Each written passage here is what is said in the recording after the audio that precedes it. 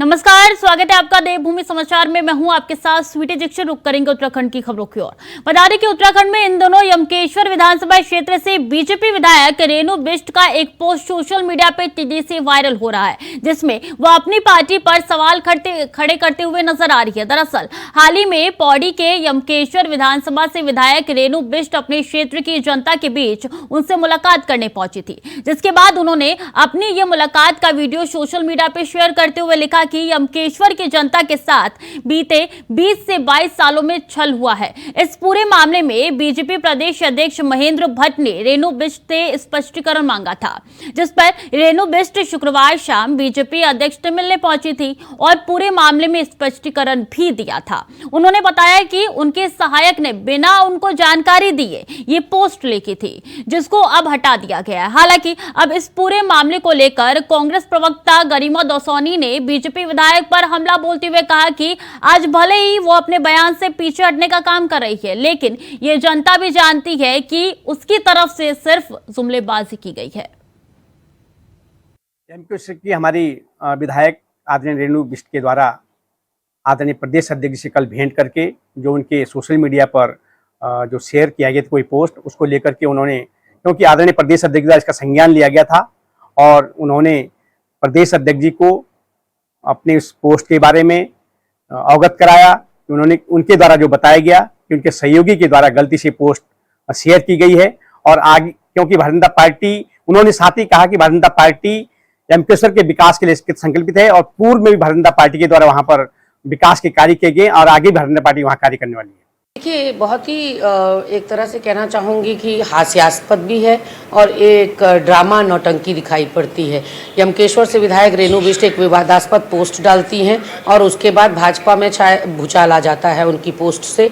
जब जवाब मांगा जाता है तो भाजपा प्रत्युत्तर में कहती है कि उनको नोटिस भेजा गया है और वो अपना स्पष्टीकरण देंगी। कल वो स्पष्टीकरण देने के लिए प्रस्तुत हुई महेंद्र भट्ट जी के समक्ष, और जो उन्होंने स्पष्टीकरण दिया वो उनकी पोस्ट से भी ज़्यादा बेतुका था। और उन्होंने ये कहा कि उनके बयानों को तोड़ मरोड़ कर पेश किया गया है, जबकि इसमें बयानबाजी जैसा कुछ है ही नहीं। पोस्ट अपने आप में विवादास्पद थी और बयान तो किसी का उस पोस्ट में लगा ही नहीं था। वहीं दूसरी ओर उन्होंने निजी सहायक पर ठीकरा फोड़ा है, तो इसका मतलब वो ये कहना चाहती हैं कि निजी सहायक उनके या पूरा स्टाफ उनका कांग्रेस माइंडेड है, जिन्हें सच्चाई का पता है कि यमकेश्वर में 23 साल से जनता के संग छलावा हो रहा है।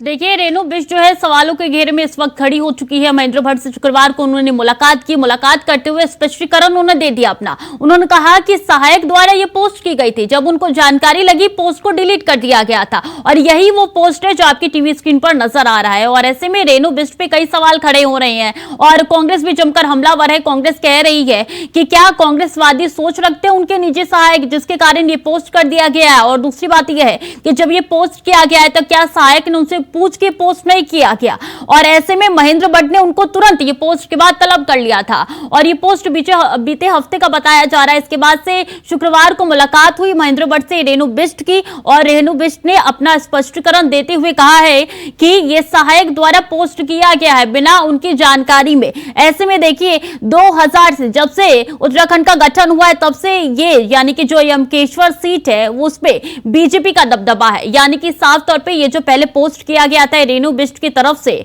उन्होंने इस पे साफ तौर पे नजर आ रहा है कि 22 से 23 साल में जनता के साथ छल हुआ है।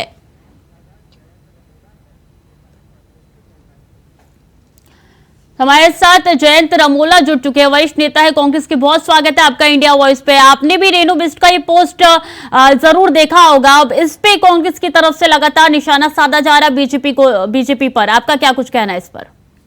जी नमस्कार। पहले तो आपका मैं बड़ा आभार व्यक्त करता हूं कि आपने मुझे फोन कर लिया। रेणु बिष्ट एक क्रांतिकारी नेता उभर के आए हैं, पूर्व में ब्लॉक प्रमुख भी रही हैं और आप विधायक बने हैं। पहले हमारे कांग्रेस पार्टी से भी चुनाव कर चुकी हैं और उन्होंने अपने दिल का दर्द जो सोशल मीडिया के माध्यम से रखा, वो बिल्कुल सच्ची बात है। अगर बच्चे से भी पूछेंगे और दिल्ली हरियाणा के जो टूरिस्ट आते हैं या फिर अन्य प्रदेशों के टूरिस्ट आते हैं, वो भी बता सकते हैं कि यहाँ पर सड़क है या सड़कों में गड्ढे या गड्ढों में सड़क है, ये पता लगाना बड़ा मुश्किल काम है। और ये बिल्कुल सच्ची बात है कि इतने वर्षों में बीजेपी का वहाँ विधायक रहा और बीजेपी सरकार भी बावजूद भी यमकेश्वर क्षेत्र एकदम खड़ा रहा है। बिल्कुल। तो क्या लगता है आपको, क्योंकि कांग्रेस तरफ से ये भी कहा जा रहा है, आपकी पार्टी ये भी कह रही है कि पॉलिटिकल स्टंट है, तो मात्र एक पोस्ट जो गलती से डाला गया है सहायक की तरफ से, या पॉलिटिकल स्टंट है ये? नहीं, देखिए, जनता ने रास्ते में पकड़ा होगा, या जनता कहीं पूछने का कि भैया 1.5 साल आपको भी विधायक क्या कर रहे हैं, कहीं उन्होंने भावावेश में वो बात कह वर्षों कोई काम जो मैं करने की प्रयास हूँ, तो कहीं ना कहीं मुझे लगता है इतने साल बीत गए कि 5 साल ही बीत जाए का कार्य तरह से बीत जाए। विधानसभा आपको किस बारे से लगी महसूस 2017 में भी यही होगा कि पिछड़ा हुआ के नाम पर लड़ा जाए। हो सकता है कि पोस्ट सच्ची में गलती से किया गया हो, लेकिन उसके बाद देखिए जो दूसरा पोस्ट किया था रेणु बिष्ट की ओर से, उसमें उन्होंने साफ तौर पे कहा था कि विकास लगातार हो रहा है, विकास में कोई रफ्तार जो है उसकी धीमी नहीं पड़ी है। जयेंद्र जी, बीजेपी लोकतंत्र बिल्कुल खत्म है। बीजेपी तानाशाही के संगठन सरकार लगातार काम कर रही है। अगर कोई नेता, उनका नेता सच बात बोलने का प्रयास करता है तो उसको धमका कर, दबा कर, उसको माफी कैसे भी कर वापस यू टर्न किया जाता है, क्योंकि लगातार जितने मुद्दे, जितने भी डिसीजन को यू टर्न सरकार हमेशा उसी प्रकार इनके नेता बयान दे जब ऊपर के नेता धमकाते हैं या ऊपर के नेता इनको टाइट करते हैं, फिर ये यू टर्न आता है। तो ये दो तरह की। जयेंद्र जी, अब राजनीतिक जो है उत्तराखंड की गर्मा चुकी है इस पोस्ट के बाद। अब देखना होगा रेणु बिष्ट का इस पे आगे क्या बयान निकल के सामने आता है। बहुत बहुत धन्यवाद इंडिया वॉइस के साथ जुड़ने के लिए, अपनी प्रतिक्रिया देने के लिए। और बीजेपी के राष्ट्रीय अध्यक्ष जेपी नड्डा 27 अगस्त को हरिद्वार दौरे पर रहेंगे, जहां मेरी माटी मेरा देश कार्यक्रम के तहत वृक्षारोपण करेंगे। साथ ही प्रधानमंत्री नरेंद्र मोदी के मन की बात संतों और वोट के लोगों के साथ भी सुनेंगे। वहीं शांति कुंज में आयोजित कार्यक्रम में हिस्सा लेंगे, जिसको लेकर तैयारियां जोरों पर नजर आ रही है। वहीं नड्डा के दौरे को लेकर तैयारियों का जायजा लिया हमारे संवाददाता विकास चौहान ने।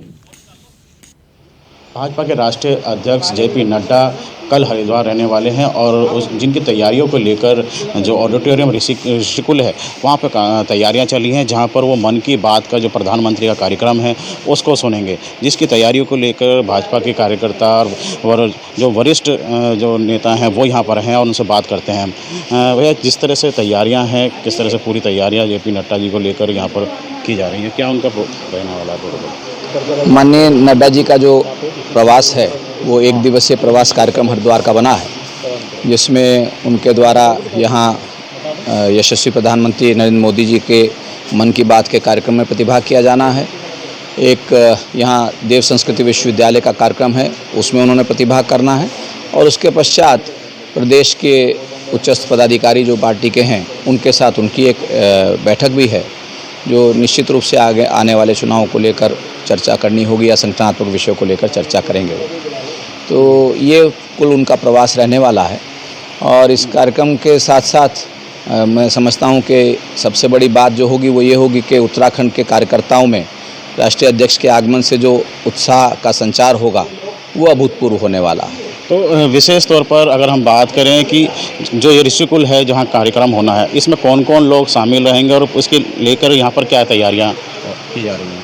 देखिए, बड़े सौभाग्य का विषय है कि देश के आदरणीय प्रधानमंत्री नरेंद्र मोदी जी की मन की बात को सुनने के लिए हमारे पार्टी के माननीय राष्ट्रीय अध्यक्ष हम लोगों के बीच में पहुंच रहे हैं। ये हमारे लिए सौभाग्य की बात है। और इस शक्ति केंद्र के 174 नंबर बूथ के अंदर जो ये परिसर आता है, यहाँ की कमेटी के साथ, यहाँ के कार्यकर्ताओं के साथ और प्रदेश के चूँकि राष्ट्रीय अध्यक्ष और माननीय मुख्यमंत्री भी जा रहे हैं और अनेक हमारे वरिष्ठ नेता यहाँ मौजूद रहने वाले हैं। यहाँ के कार्यकर्ता भी आदरणीय प्रधानमंत्री जी के 104वें एपिसोड को सुनने जा रहे हैं। जिस तरह से पूरी एक धर्मनगरी है, धर्मनगरी में क्या कोई संत, वरिष्ठ संत यहाँ पर रहेंगे या कुछ और कार्यकर्ता विशेष तौर पर रहने वाले हैं? वैसे तो संत तो हमारे लिए पूजनीय हैं, हमेशा हम उनका सम्मान करते हैं। संत रहने वाले विशेष तौर से इस बूथ कमेटी जो 174 नंबर ये बूथ कमेटी है, इसके कार्यकर्ता यहाँ पर मौजूद रहने वाले हैं। अगर हम बात करें युवाओं की, यूथ की और भाजपा के यूथ की, तो किस तरह से जोश है और क्या उम्मीदें हैं कि जेपी नड्डा के आने के बाद किस तरह से उत्साह और युवाओं में बढ़ने वाला है? देखिए, हरिद्वार भाजपा के लिए और हरिद्वार भाजपा युवा मोर्चा के लिए ये सौभाग्य का विषय है। और सिर्फ हरिद्वार ही नहीं, हमारे राष्ट्रीय अध्यक्ष, यशस्वी राष्ट्रीय अध्यक्ष हमारे आदरणीय जेपी नड्डा जी हरिद्वार पधार रहे हैं, तो इसका मैसेज पूरे प्रदेश में जाने वाला है। उत्तराखंड का एक एक युवा मोर्चा का कार्यकर्ता एक उत्साह से भर जाएगा और ऊर्जा का संचार होगा। तो कहीं ना कहीं कह सकते हैं कि 2024 को लेकर जो उत्साह आएगा युवाओं में वो दिखाई देगा। देखिए, भारतीय जनता पार्टी 365 दिन चलने वाली पार्टी है। हम लोग चुनाव में सक्रिय नहीं होते, हम 365 दिन सक्रिय रहते हैं। पर यशस्वी राष्ट्रीय अध्यक्ष जब पधारेंगे यहाँ पे तो निश्चित ही एक अलग सा मैसेज जाने वाला है और अलग सा ही उत्साह नज़र आएगा आपको। तो ये हम यहाँ पर ऋषिकुल में थे, जहाँ पर जो भाजपा के कार्यकर्ता हैं, वरिष्ठ नेता हैं, उनके द्वारा बताया गया किस तरह से तैयारियाँ हैं और क्या उनका जेपी नड्डा का कार्यक्रम यहाँ पर रहने वाला है। विकास चौहान, इंडिया वॉइस, हरिद्वार। और उत्तराखंड में भारी बारिश के बीच राज्य में चल रहे अतिक्रमण हटाओ अभियान पर कांग्रेस ने सवाल खड़े कर दिए हैं। पूर्व कांग्रेस प्रदेश अध्यक्ष गणेश गोदियाल ने कहा है कि सरकार कोर्ट के आदेश का हवाला देकर लोगों का उत्पीड़न कर रही है। सरकार सालों से निवास कर रहे लोगों और व्यापारियों के व्यापार को खत्म कर रही है। गणेश गोदियाल का कहना है कि एक तरफ सरकार पहाड़ों से पलायन रोकना चाहती है तो दूसरी ओर सरकार लोगों को पलायन के लिए मजबूर कर रही है। वहीं उन्होंने सरकार से अपील की है कि वो कानून लाकर लोगों को बचाए और सरकार से प्रभावितों को मुआवजा देने की मांग भी की है। राज्य में इन दिनों बड़े पैमाने पर अतिक्रमण हटाने के नाम पर सड़कों के किनारे बसे हुए लोगों को, चाहे वो रिहायशी मकान हो या कारोबारी के रूप में दुकानें हों, सभी को हटाया जा रहा है, लोगों की संपत्तियों को तोड़ा जा रहा है। सरकार का ये कहना है कि माननीय न्यायालय के आदेश पर यह हो रहा है। हम किसी प्रकार के अनधिकृत निर्माण को हटाने के विरोध में नहीं हैं। हम भी चाहते हैं कि सड़कें चौड़ी हों और आवागमन सुचारू रूप से चल सके। लेकिन यहाँ पर कुछ प्रश्न ऐसे हैं, मैं समझता हूँ कि जिन प्रश्नों को सरकार से पूछा जाना चाहिए। और नैनीताल हाईकोर्ट के आदेश के बाद सरकारी भूमि टनकपुर घाट एनएच से सड़क किनारे के अतिक्रमण को हटाने का काम किया जा रहा है। होटलों, ढाबों और दुकानों को ध्वस्त किया जा रहा है, जिससे लोग बेरोजगार हो रहे हैं। वहीं इसको लेकर बीजेपी जिला अध्यक्ष निर्मला मेहरा ने कहा है कि कार्रवाई कोर्ट के आदेश पर हो रही है, इसका सरकार से कोई लेना देना ही नहीं है। कोर्ट के आदेश के कारण सरकार के हाथ भी बंधे हुए हैं। सरकार को बदनाम करने की कोशिश की जा रही है, लोगों को गुमराह किया जा रहा है। सरकार की तरफ से जल्द ही बेरोजगार हुए लोगों को रोजगार देने का काम किया जाएगा।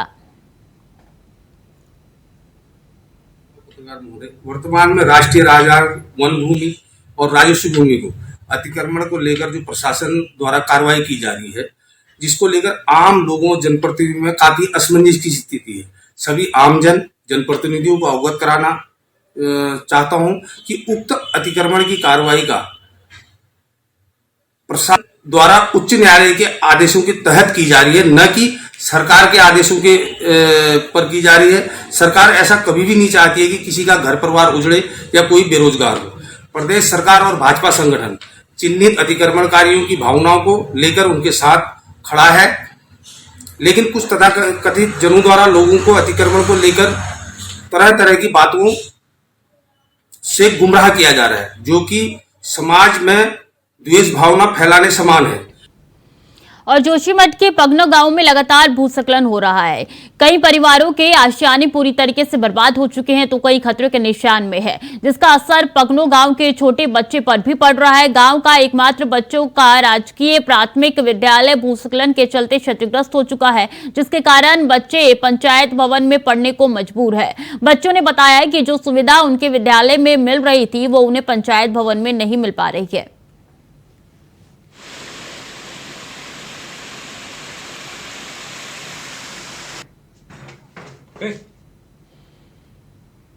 और रामनगर वन विभाग की कोसी रेंज में एक ग्रामीण के खेत में बाघ को देखा गया, जिसकी दहाड़ के बाद ग्रामीणों में हड़कंप मच गया। ग्रामीणों ने तुरंत इसकी सूचना वन विभाग के अधिकारियों को दी। सूचना मिलने के बाद रामनगर वन कर्मियों द्वारा इस क्षेत्र में पैदल और 2 हाथियों की मदद से अभियान चलाया गया। वन कर्मियों द्वारा मौके पर हवाई फायरिंग भी की गई, जिसके बाद बाघ जंगल की ओर चला गया। क्षेत्र में वन कर्मियों की गश्त शुरू से ही की जा रही है और लोगों को सावधान रहने की सलाह भी दी जा रही है।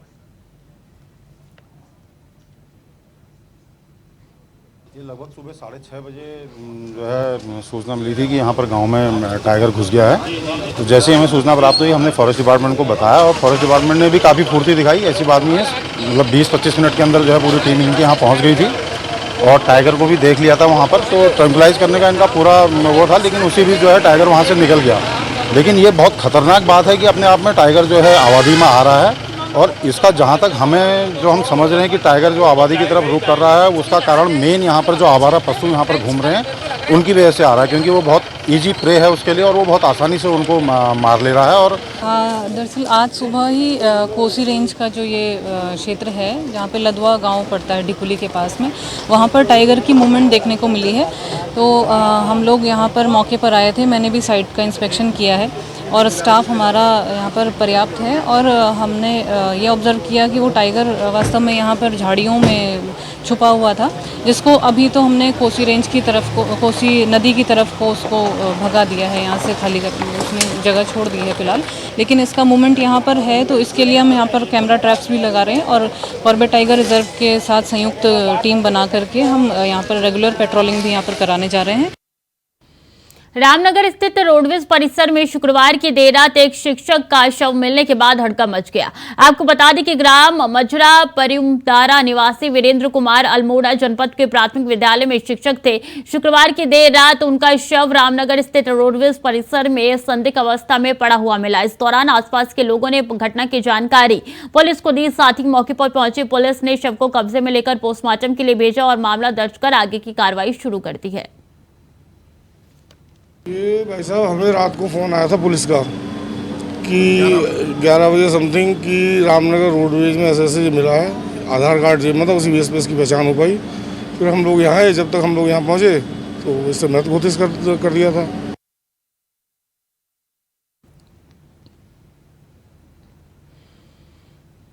कोटद्वार में सितंबर महीने में होने वाली आर्मी की अग्निवीर भर्ती पर मौसम में खलबल डाल दिया है। बता दें कि सेना की ओर से कोटद्वार में सितंबर महीने में होने वाले अग्निवीर भर्ती को स्थगित कर दिया गया है। अब यह भर्ती 26 नवंबर से आयोजित की जाएगी। जानकारी के लिए बता दें कि सेना भर्ती कार्यालय की ओर से इसके लिए नोटिफिकेशन जारी किया गया है। दरअसल भारी बारिश की वजह से प्रदेश की ज्यादातर सड़कें खराब हो चुकी है, तो वहीं आर्मी कैंप में भी बाढ़ के चलते हालात खराब हो चुके हैं।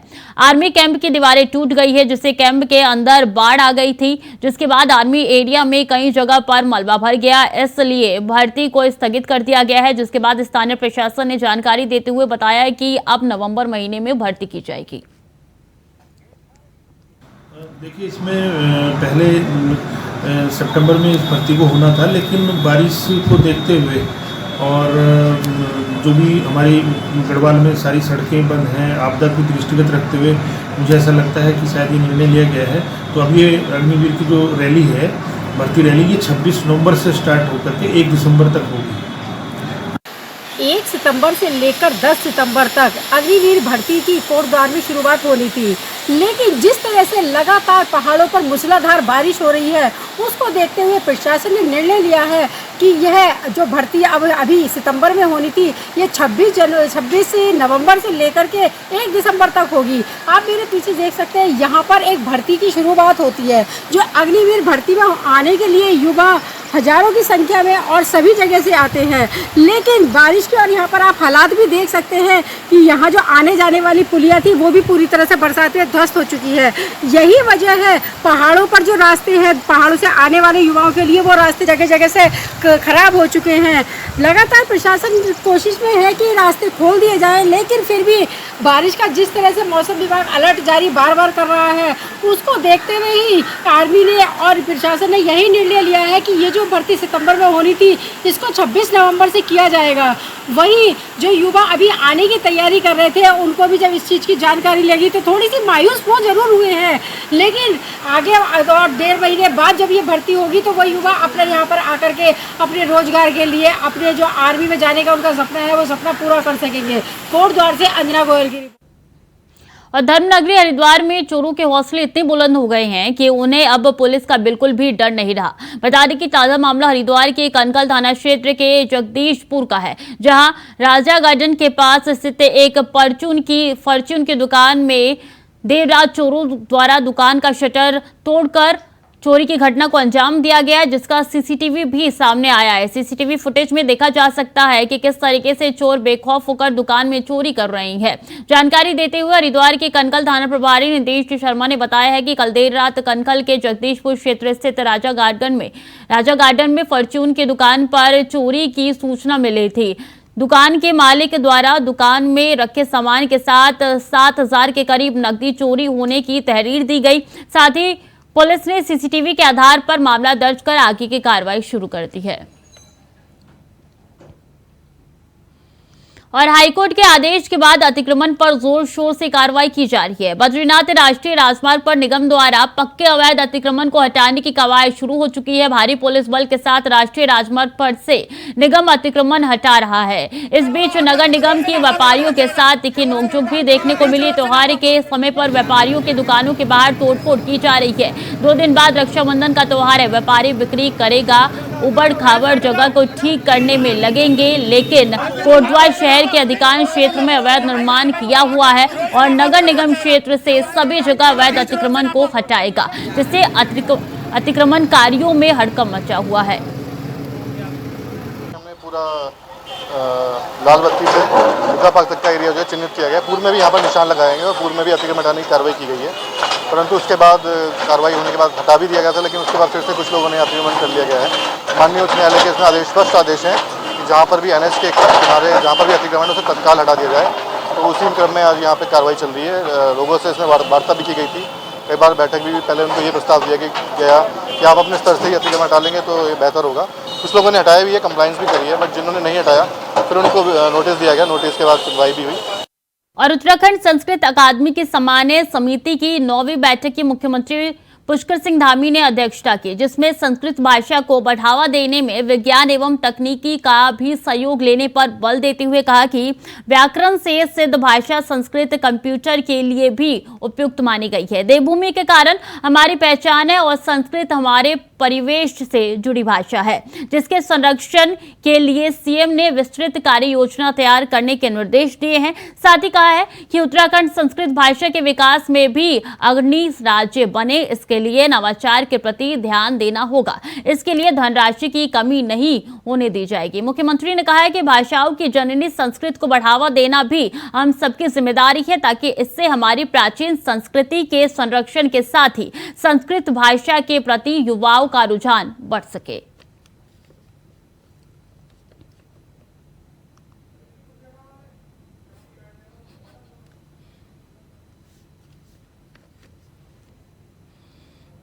तो फिलहाल के लिए देवभूमि समाचार में इतना ही। खबरें लगातार जारी है, देखते रहिए इंडिया वॉइस।